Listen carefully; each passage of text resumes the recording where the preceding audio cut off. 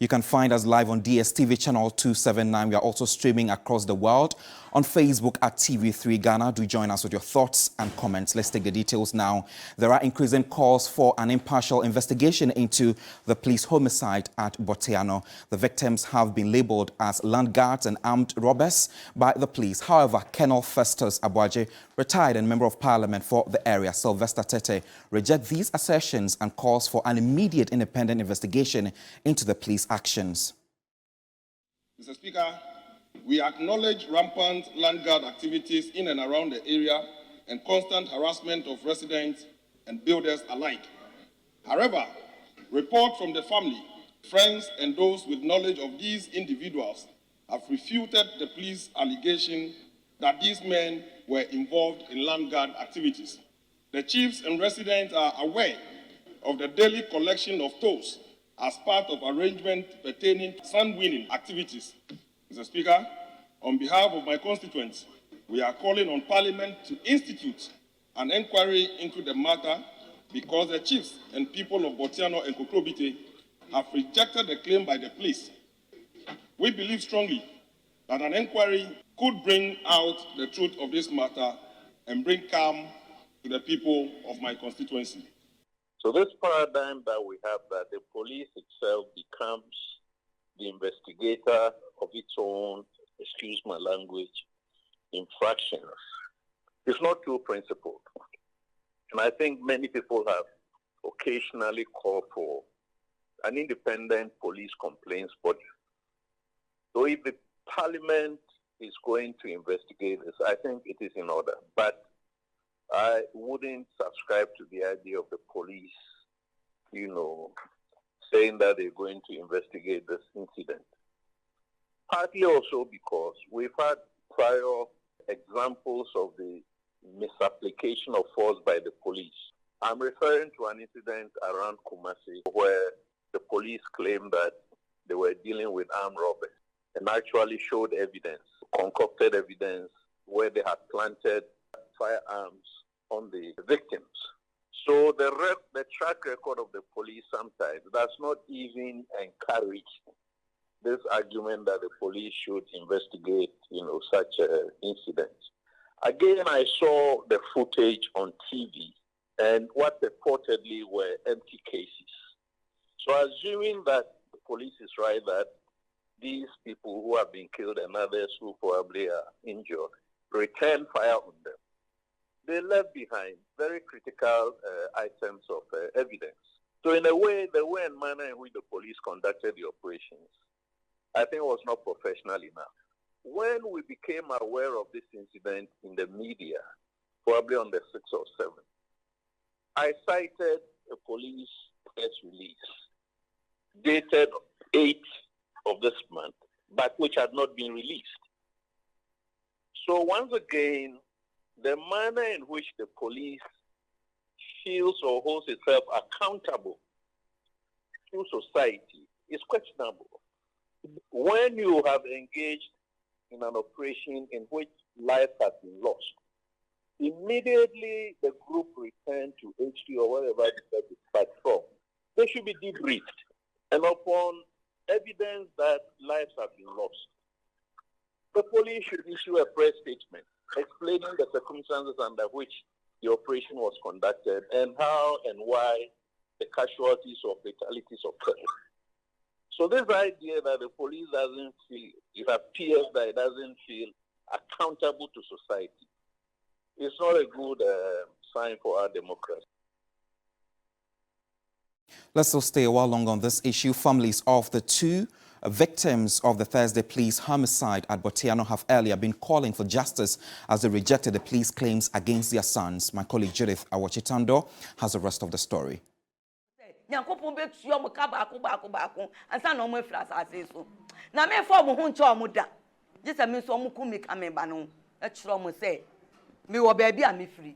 The incident has come as a shock to many in the Botiana community. 5 young men lost their lives after a police operation of alleged armed robbery and land guard activities. But a visit to the family of 2 of the victims tells a different story. They're lying. Unless you hate my son, you wouldn't say he's a land guard. My son is a family head at Nikweola. He's been doing sand winning for 6 years, and he employed 3 young men to work for him.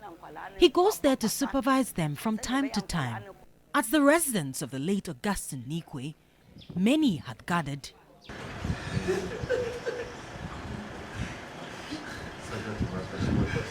The 33-year-old, according to the family, was into the sale of houses, lands and sand winning.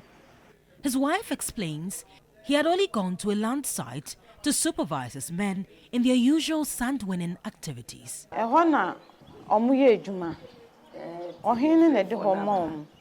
That is where they work. The chief gave the land to them, so I don't understand what is happening.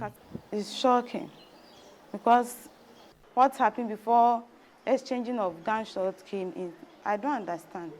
The issue has sparked anger among elders of the Kukrobite community, where the deceased and his brother were held in high repute. Divisional Chief of Kukrobite, Niofe III, an uncle to the 2 deceased, is calling for justice.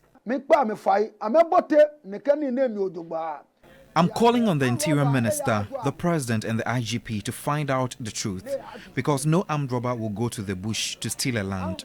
That means they've been winning sand. They've been doing that for 6 years. And he is not alone. The family of Augustine and Daniel Nikwe want answers. We are appealing to government to investigate the matter. Any police involved in this who kill the people instead of arresting them should be brought to book. They are not animals to be killed. Our people don't have any weapons while in the bush. It's a solemn mood here at the Nikwe Olai family house in Botiano after the death of 2 of their sons, Augustine Nikwe and Daniel Nikwe. Tensions are heightening here as the family has refuted claims that these 2 were land guards nor armed robbers. The family is calling for the authorities, that is the IGP, as well as the President, to conduct an independent probe into this matter and ensure that perpetrators are brought to book. Judith Chitando, TV3 News, Botiano.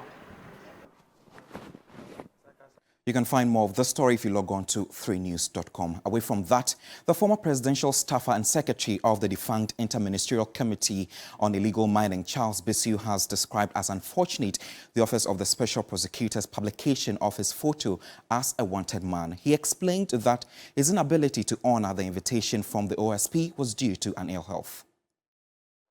Having been anywhere, I have nowhere to go. This is my country. So I'm within the jurisdiction. I'm actually in the Western region, and I'll be in Accra. I will attend the Special Prosecutor's Office. In the first place, I never declined or defied any laws of this country. You may recall that I've been to the Special Prosecutor's Office, I think, twice already within the last 5 years. Heeded to that, there was a police CID report which even exonerated me, but I still availed myself at the Special Prosecutor's Office. I'm not sure if there's one person in this country who has been actually subjected to 2 investigatory agencies, but I still availed myself because I believe in the laws of this country. And the rule of law, as you say, must work. Now, I've also been to the PNI then, now NIB, on 2 occasions. I've been to the CID, National. I've been to everywhere to even render information, and also sometimes I've gone there because of the work that I did as the secretary, which I had the responsibility, and therefore I am accountable. I've been there, and nothing came out of it. So it was just a misunderstanding, and I think you shouldn't have gotten to this with your photograph out there as a wanted person, as if you're a fugitive or a criminal. I mean, I know that in our society, once you're even invited to the police station, immediately you're a criminal. But that's not the case. I have not been charged with anything. I'm going to go to the Special Prosecutor's Office to give them information. What happened was that they wrote to me, and my lawyer wrote to back and said that I needed about a week more because I was actually not well. And then they declined that and said I should report at a certain date, which I couldn't. And then there was an arrest warrant, and then it got to this. So I will avail myself. I believe in the laws of the country. The 1992 constitutional clause that forbids chiefs from actively engaging in partisan politics, according to the Speaker of Parliament, Albon Babin, must be reviewed. He contends that because chiefs are the guardians of the land, it is improper to exclude them from the governance of the country. We have values different from other people. The real leadership of our society are the traditional leaders. They are the true leaders of our society. We also have the spiritual leaders, the religious leaders. And so how can we run a national governance when we say that the true leaders of the society should not participate in the governance? This is a clear indication from me that I don't agree with the 1992 Constitution on the prohibition of chiefs from politics. They use the term active politics. Whatever that means, the Supreme Court has struggled to explain it to us. And so I want us to look at the possibility of creating space for our chiefs, for our religious leaders, and for our civil society leaders to play active politics in the governance of this country. They can do it without being partisanship. And in any case, partisanship is not bad. That's why we accepted to do partisan politics. Partisanship is not bad. That is why he is MPP, I am NDC, but he's still my son, and we move together. The 100 million beach project has become a death trap posing danger to road users, residents and traders. And this is a report that my colleague George Quaining has been reporting yesterday from that enclave, saying that it is posing as a death trap to people who ply the road. Aneka is a 35-year-old driver, but for now, he's only helping with works around the 3-tier Nungwa barrier interchange as the project has stalled due to lack of funds. His car broke down due to the deplorable nature of the road. Drivers for blue, any passengers, office or office now. Drivers and passengers are really suffering. Workers have to deal with the dirty flood waters all the time. When it rains, government must intervene. He supports in a small way a return for tips from motorists and pedestrians. Most of these heavy trucks, whilst carting goods from the port to their respective destinations, find it very difficult to get some sort of balance when they get here. And in most instances, their trucks overturn. And it's a fact here. Traders here have admitted to the fact that they've counted several vehicles that have been affected as a result of the bumpy nature of the roads. And also, this very artificial pool that has been created as a result of the floods have become an area for mentally challenged persons to take their bath. He has personally witnessed 3 heavy trucks overturning as a result of the bad roads. This electric pole was damaged by a falling container from a truck last month.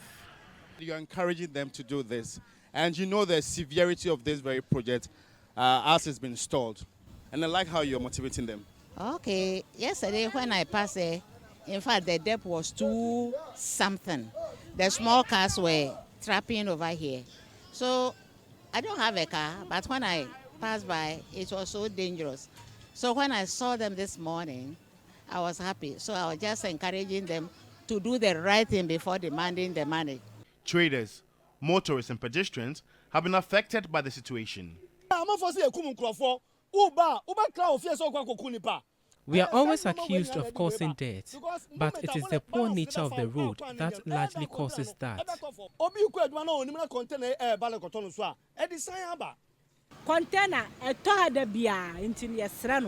Containers fall down all the time. Our lives are in danger. Government must fix the road immediately.